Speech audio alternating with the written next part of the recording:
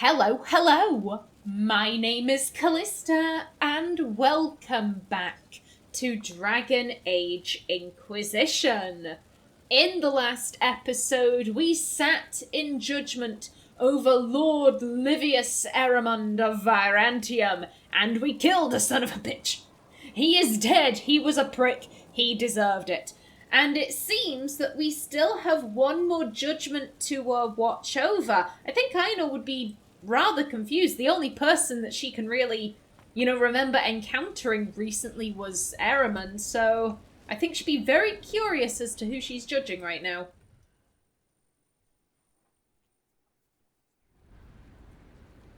Another of the lingering pains of Adamant, your worship. Ser Ruth is a senior warden of the Order. She was one of the many who slit the throat of another to bind a demon. She does not contest this. In fact, she surrendered to us.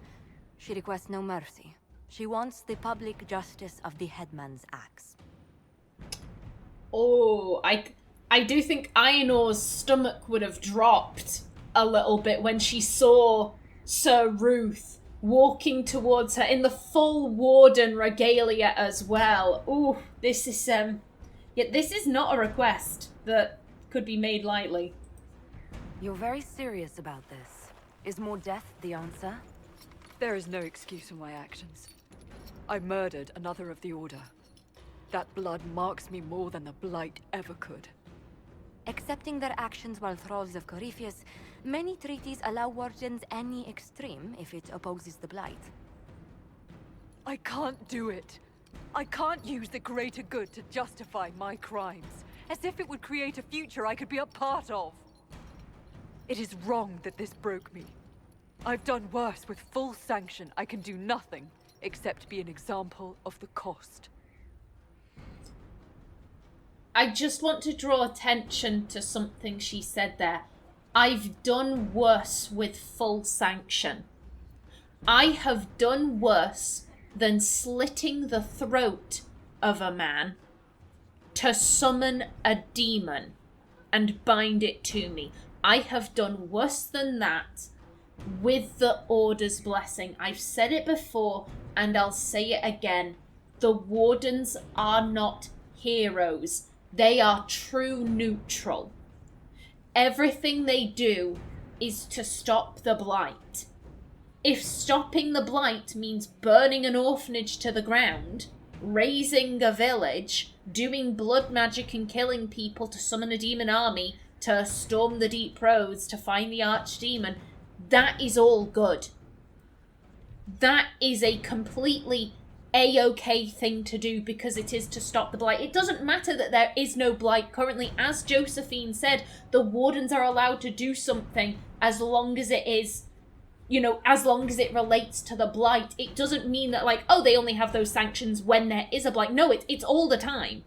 It is all the time, as long as they can prove, we're doing this because we're organising a Deep Roads expedition, and we're going to go kill a bunch of Darkspawns, we're going to kill a bunch of Broodmothers, we're going to try and find an archdemon to murk it before it can wake up. I just find that so telling. I've done worse with full sanction. And here's the thing, it's the thing that broke her is killing another member of the Order. She feels no guilt about this, and presumably that makes her feel guilty. The knowledge of, I've done worse with full sanction and I didn't feel guilty. And, it is wrong that this is the thing that broke me. I should feel bad about doing this, but I don't. But I do feel bad about doing this. I hope I'm making sense. We all know that the Grey Wardens have nothing against blood magic. Hell, we know they have nothing against summoning demon armies. We know this because of Sophia Dryden and Avernus. That's exactly what they did. Admittedly, they weren't trying to, go into the deep roads and find an archdemon. They were doing it because they were basically forming their own little rebellion against the current king of Ferelden. But we know from the past that the Grey Wardens have nothing against summoning demon armies. And I've seen the argument, if they're summoning demon armies or if they're trying to find an archdemon, clearly, like a Magister's Sidereal must be involved. That's incredibly naive.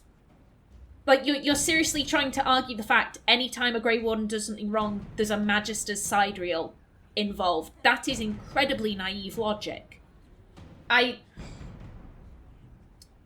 How do I explain this? They're willing to do anything. Ultimately, and time again, they've shown they have no problem with blood magic. They have no problem with summoning a demon army. Hell, if Corypheus wasn't involved, if they decided, you know what, we're gonna do all this blood magic, we're gonna summon a demon army, we're gonna go into the deep roads and kill the archdemons. If they had succeeded in that, if they had killed the archdemons, and, you know, like, no more blights, you know no one would have a problem with it.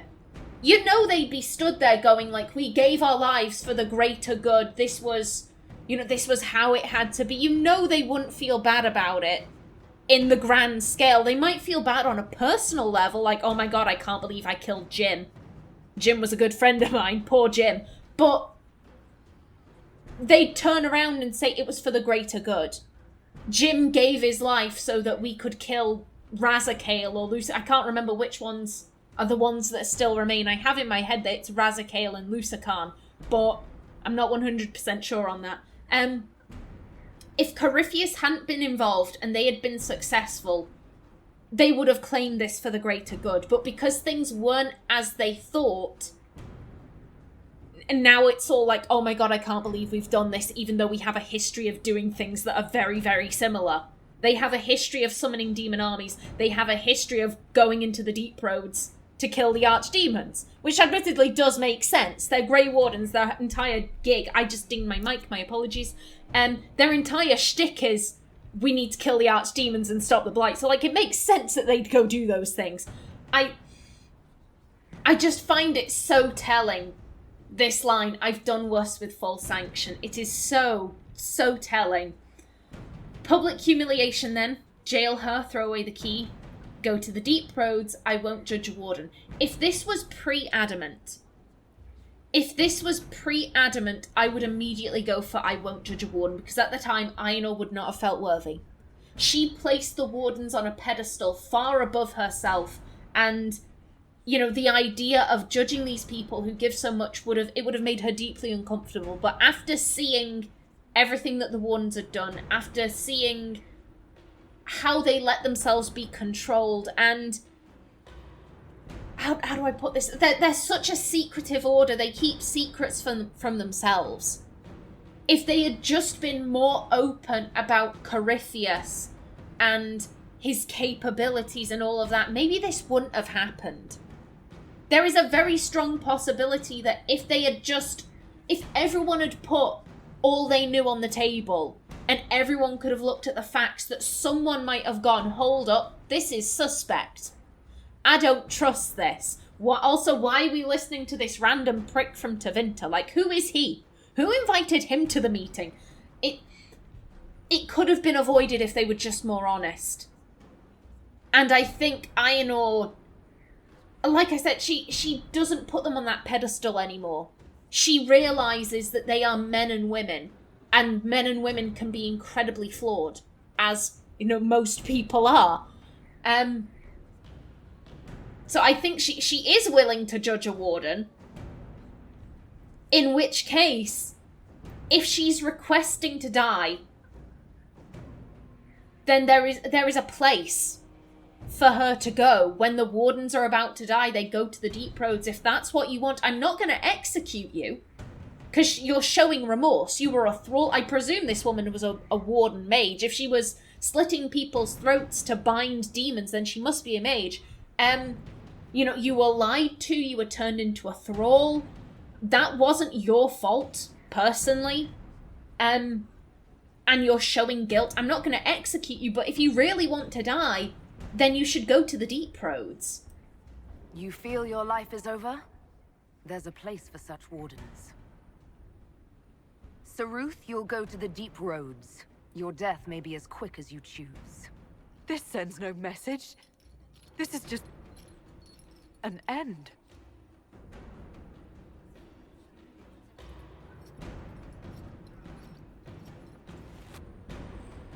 I also find that comment very interesting. That sends no message. I wonder if... I wonder if she feels badly that the Wardens have effectively had their crime glossed over. You know, the Inquisition hasn't spread what the Wardens were doing. We're claiming that they were, you know, holding council amongst themselves to try and figure out a way to stop the breach. Maybe that doesn't sit right with her, and she was hoping that, you know, with her public execution, people would start wondering, oh, why was that Warden killed? You know, why did that happen? And maybe they'd look into it. Maybe, but like I said, Aenor isn't going to kill someone who's showing remorse. If she wants to back out of going to the Deep Roads, then she always can. She can always back out of that. But if she genuinely wants her death, then die like a Grey Warden. Go to the Deep Roads. With rifts contained in the area, we can send in smaller groups to offer relief. I agree. Are you well? A headache, nothing more. Oh, Cullen, thank you for doing your job, even though you're going through lyrium withdrawals. Protect Clan Llewellyn and Wycombe. Commander Cullen. Our troops fortified the city of Wycombe and flew the Inquisition banner. It is good that we did so, as the Marchers had soldiers ready to invade the city and kill every elf inside. They were not ready to make an enemy of the Inquisition, however, and when they saw our soldiers, they pulled up short. The Inquisition diplomat, Lady Guinevere Vallant, handled negotiations quite well. When presented with evidence of the red lyrium, which we made clear was an unholy tool of Corypheus himself, the Marchers backed down from their claims of a baseless elven rebellion, and pledged to leave Wycombe in peace. They have also donated generously to the Inquisition's coffers to make clear their support for our cause. The Inquisitor's keeper, Istamaethoriel, has been installed along with a city elf and several human merchants on the new Wycombe City Council, which will rule the city fairly for both humans and elves alike. Lieutenant Roslyn Chambrater. Oh, I think Aenor would be rather shocked by this, because if the keep has been installed on the city council, the clan's not going to leave without her, which means the clan has effectively taken up residence within the city. Like, on one hand, I think she'd be rather shocked, like, oh my god, I never thought the clan would do that. You know, we've always been very friendly with, you know, human cities, the city elves, like that. I wouldn't describe Clan Llewellyn as I picture them to be particularly hostile, but, you know, they did the very typical Dalish thing of not sticking around in one place for too long. So the fact that they've set up shop in a city, I think Aenor would be very shocked about that. And the fact that, you know, there are elves on the Wycombe City Council. Oh my goodness. On the bright side, you know, considering that Aenor's maternal family lives in Wycombe, she is thinking, well, this will make it easier to visit relatives. You know, I'll know where my Dalish family are, and, you know, I can just cross the road into the alienage, go see my grandfather. In case you're wondering, because I've mentioned Aenor's grandfather a lot, I think she's very close with him. You know, oh, is the city elf her granddad? Absolutely not. No. One, as I picture her grandfather, I think he's kind of a mischievous, you know, wheeler-dealer type of guy, not particularly responsible. He's the type of granddad who would take his very young grandchild to the pub. You know, like, oh, I've got a poker game down at the pub, I'll take my 6-year-old granddaughter and I'll teach her to play poker. Like that. He's that type of person. I could imagine him getting on quite well with Varric, you know, being drinking buddies, playing a round of Wicked Grace, something like that. But he's... One, I don't picture him as being anyone who should be on a council. Two, I don't like having my characters be related to people in positions of power. Positions of power that are established within the game. So, like I said, I don't like the idea of like, oh, and Aenor's related to the city elf on the city council. I don't like that. Or, oh, I have a character who was raised in Redcliffe, and she actually grew up alongside Alistair. They were BFFs. Or maybe like, oh, my character is actually related to one of the companions. Sten is their uncle. Anders is their brother. You know, stuff like that. I don't like doing that. I don't like having my characters be related to established characters within the game, because it's a bit of a Mary Sue-ish trait, and I tend to stay as far away as possible from those tropes.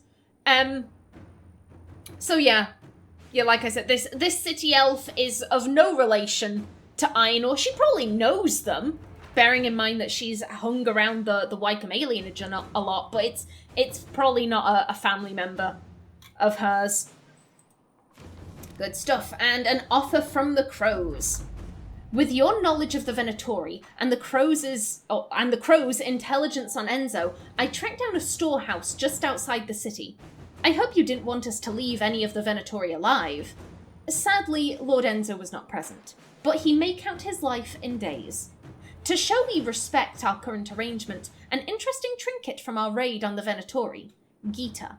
Thank you kindly, and truth or dare, see and be seen. My dear Josephine, I passed along the news of de Maurier's visit to a few influential parties, and implied that he was, perhaps, trying to butter both sides of his bread. I would describe the outrage this idea provoked, but that would make this letter indecent, and your spy mistress would abscond with it. You play as beautifully as ever, my dear. I can hardly wait to see what the du Maurier's next move is. Give my love to your parents. Yours, Vicomtesse Elodie de Moreau. Thank you kindly. Now, I'ma figure out where I'm sending everyone. Be right back. Alrighty then, I think I'm gonna focus on these quests up here. Let's start with aiding Kirkwall. The tumult of the Mage Rebellion has been quelled. However, the city where it all began, Kirkwall, still suffers from the consequences of the fanatic Anders' actions. Kirkwall was once my home. It was the home of Grand Cleric Elthina, who was a mother to me and so many others. I will not watch it languish. Starkhaven will soon embark on a mission of aid.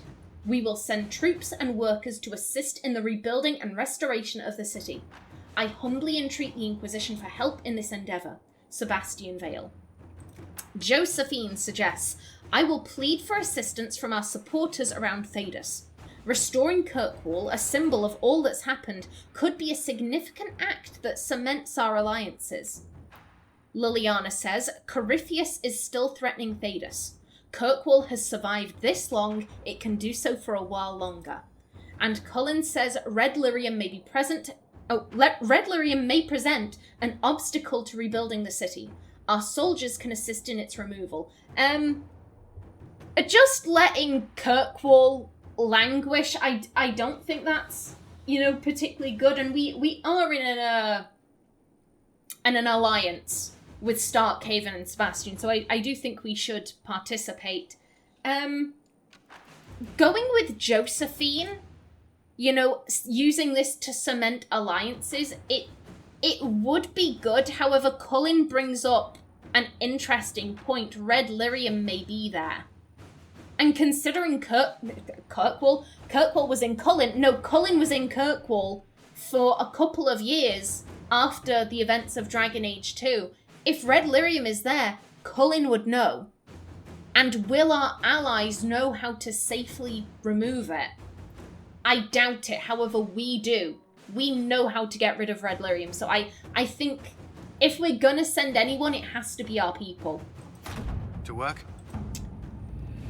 Next up, Red Jenny and the Tantervale Charade. Is she serious? It's so hard to tell with this lot. A note from Liliana on a letter from the Red Jenny in Tantervale. Inquisition. Your caravan got around. A drunk moneylender tipped that the money came from several merchants. Stole their records. All are different. So they hate you for different reasons and don't know a thing about Venatori. Here are their names. Anyway, probably useful to you. Red Jenny. The names of several wealthy merchants follow. Sarah has also scrawled a note, also a drawing of a fish with a hunter's horn. Sherrod knows her tricks. Long memory, too. Colin would have suggested they supply several honourable militias who would want no part of this. Perhaps we can take away their business. Liliana says ignorance is no excuse. Treat them like they knew. They'll give up their conspirators soon enough. And Josephine says if they do not know where their money went, test their commitment. Confront them directly and demand the ringleader's name. This just seems very petty. You know, like, oh, you screwed with us, so we're gonna take your business. And here's the thing, Josephine brings up a good point. They may have no idea where their money was going. Like, the merchants may have genuinely believed they were funding some sort of expedition and not a potential attack on the Inquisition. I mean, this is going really hard. I could also see an argument for, you know, like, well, they were ignorant, but that's no excuse. They still fucked with us. I can see why you'd go with that, but I think it makes Aenor a bit leery. It does look very tyrannical. This big organization coming down on these merchants. I think it's better if we give them the benefit of the doubt, and if we find any evidence that says that no, this was intentional, then we can go down hard on them. But without proof, I think Aenor would prefer a gently approach. At your service. And lastly, a missing assassin. Well, there's a name I recognize. My dear Liliana, your Inquisition is working with the Crows. I ask only because I may have removed one of the assassins from your employ. If I'd known the man was yours, I would have at least let him finish the contract. No matter. Allow me to make it up to you. You know I would do a much better job than the Crows, and I am far more pleasing to work with. No? As a favour to a friend, I'll charge only a fraction of the price. Zevran Aranai, the boy is back. Oh, friendo. Cullen says another assassin wishes to help, after killing one of our other assassins. We're already stuck with the Crows. Why make this more complicated? Josephine was not taking part, and Liliana says Zevran would be a useful ally. We can funnel resources to him while nominally maintaining our alliance with the Crows. You would assume that Liliana would say, oh, Zevran travelled with me when I was with the hero Ferelden. And here's the thing. Aenor's opinions have changed on the Order. They won't have changed all that much regarding Artin.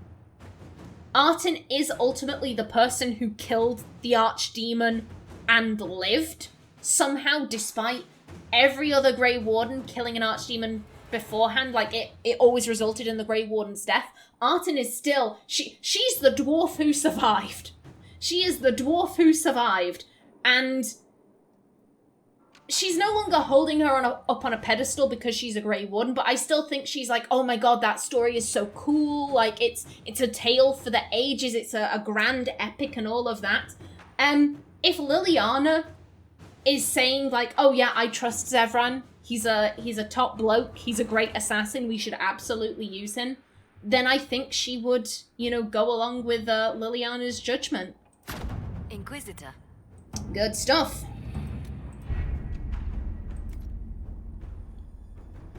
Now then, I believe the next person on my list to speak to was Vivienne?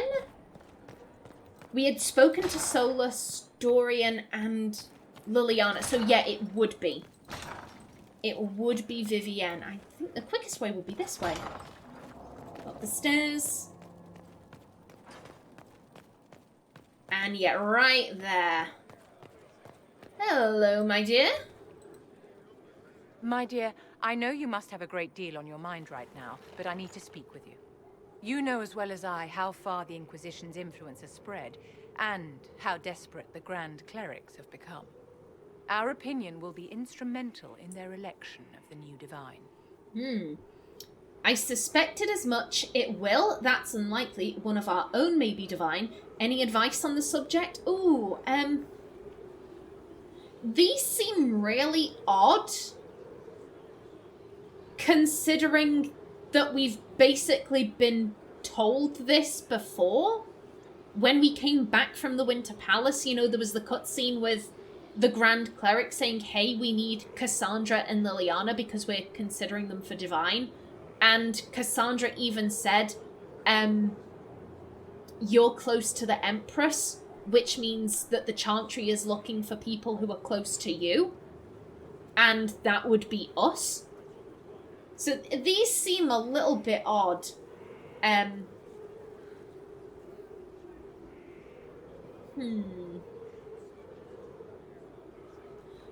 I could go for either of these. To be honest, I'm more so drawn to this. Actually, wait, no. No, I'm not. Because Aenor has no intention on giving her opinion. Or at least not to the Chantry. She has no interest in influencing who is going to be elected the new Divine. Because she's not Andrastian, it's none of her business. So she wouldn't be asking for advice in that matter. She's like, I wash my hands of this. You've already had me deciding who's going to lead or lay a country that I am not a citizen of, have no interest in becoming a citizen of, and that I don't really know all that much about. All of that, and I decided who was going to sit on their throne. I don't feel comfortable with that. I'm certainly not going to decide who's sitting on the Sunburst Throne. So, yeah, that only leaves this one. They want Liliana and Cassandra as candidates. The Inquisition may not be invited to their vote, but our actions will certainly influence the Grand Clerics. To sit on the Sunburst Throne, a candidate should have grace, charm, and a will of solid steel. Cassandra may lack the first two, but unless you can think of someone better, she is the strongest choice.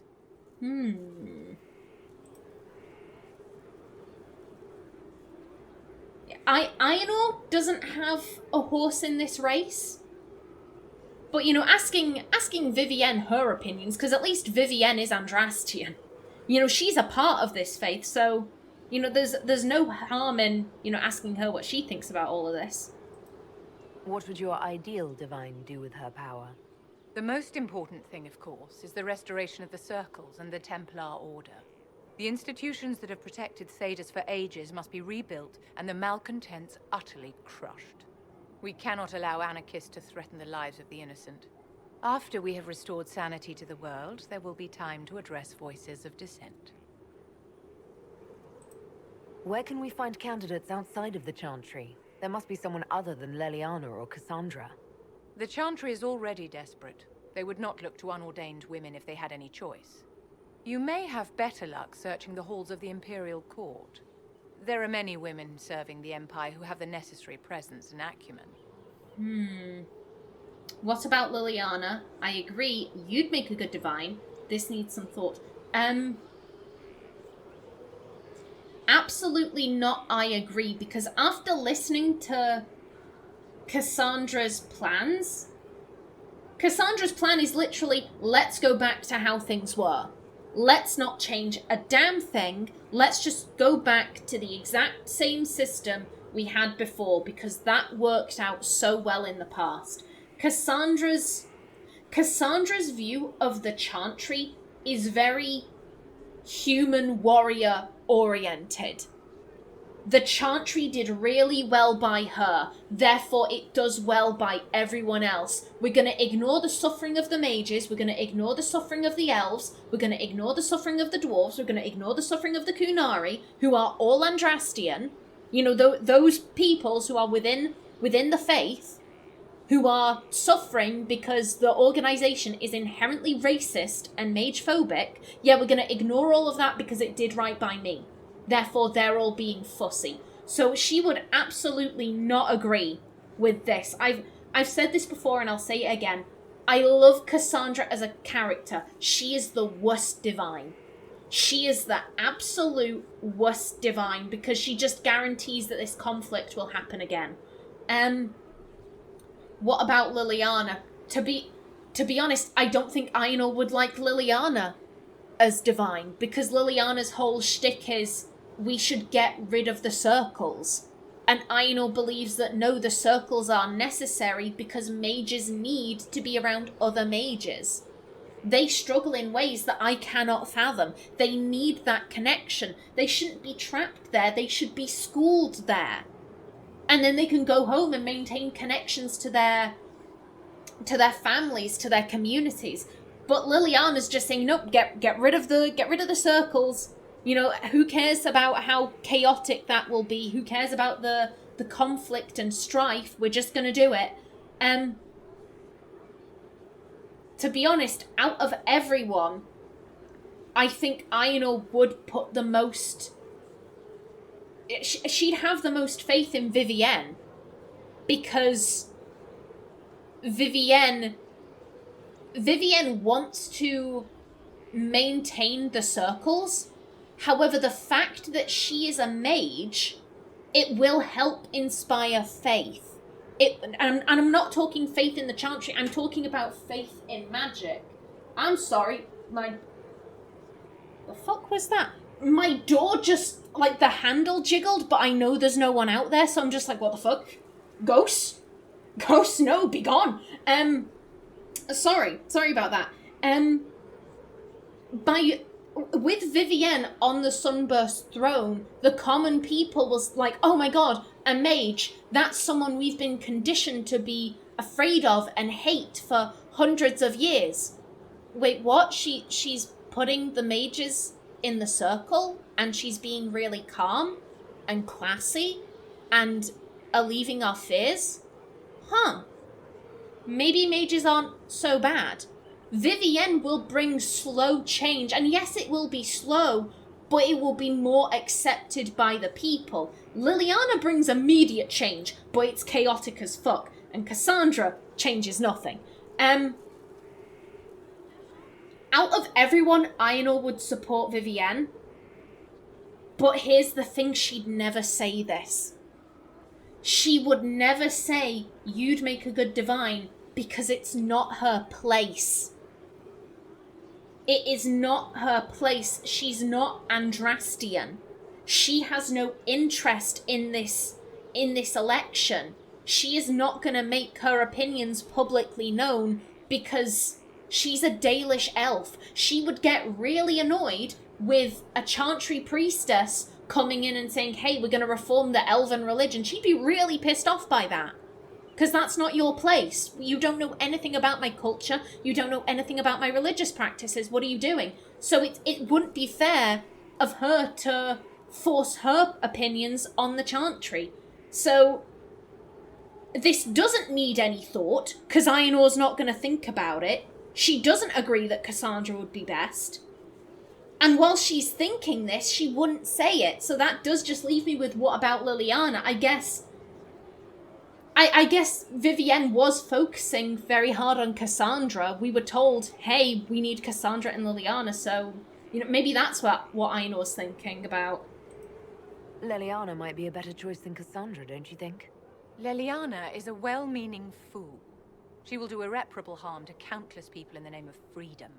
She proposes to abolish the circles with nothing but a solemn promise from mages not to murder children. When an angry mage lashes out inside a tower, villages aren't destroyed. The circle protects us all. Mages will die and take ordinary men with them in a war that cannot be won. Consider carefully, Inquisitor. Everything we do is a sign from the Maker to those who seek one. I'm gonna say that Aenor was kind of playing devil's advocate there. Because, like I said, she does agree with Vivienne that abolishing the circles, it will only hurt the mages. In the long run, all it will do is hurt the mages. If you just abolish them like that and don't have any any steps in place for where they're supposed to go. Like, it's going to cause everyone to panic. And here's the thing, the circles don't just protect villagers from mages, they protect mages from villagers, because people are ignorant as fuck, because the Chantry has encouraged this hateful attitude. Aenor does agree with Vivienne there, however, she wasn't going to say that this needs to be thought about, and she wasn't going to agree. And again, it doesn't matter what Aenor thinks, you know, if she thinks that Vivienne would be a good divine or not, because she's not going to get involved. So that just kind of left me with the question about Liliana. Oh, hello, Lauren Hill, you're right. Now, I am just about out of time for this episode. In the next one, more companion talks, but until then, please remember to like if you enjoyed, leave a comment below, and if you wanted to subscribe, it would be very much appreciated. I've been Callista. Thanks for watching, and see you in the next episode.